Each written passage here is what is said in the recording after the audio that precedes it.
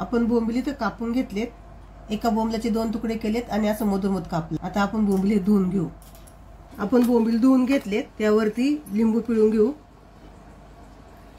त्यामध्ये हळद आणि थोडंसं मीठ। आता हे आपण मिक्स करून घेऊया। आपल्याला बोंबलाला लावून घ्यायचे सगळीकडून आणि आता आपल्याला हे बोंबिली असं एक साईडला ठेवून त्याचं पाणी असं निघेल या पद्धतीने आपल्याला ठेवायचंय। बोंबलातलं एक्स्ट्रा पाणी काढून टाकायचंय। एवढं पाणी सुटलं आपल्या बोंबलाचं। आता हे आपण पाणी ओतून घेऊया। 1 चमचा मिरची पावडर, अर्धा चमचा धनिया पावडर, चवीनुसार मीठ, त्यामध्ये अर्धा चमचा आपण कोकम आगळ टाकणार आहे आणि हे मिक्स करून घेणार आहे। तांदळाचे पीठ घेतले, त्यामध्ये मिरची पावडर आणि थोडंसं मीठ टाकून मिक्स करून घेऊया। तेल तापले, आपण बोंबील तांदळाच्या पिठामध्ये मिक्स करून घेऊया आणि तेलात सोडूया। आता मी फास्ट गॅस ठेवलाय।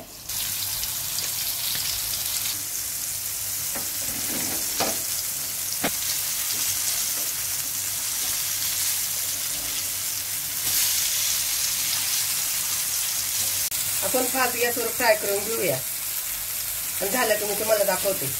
इथे बोंबील आपले फ्राय करून झालेत, तर आपण गॅस बंद करूया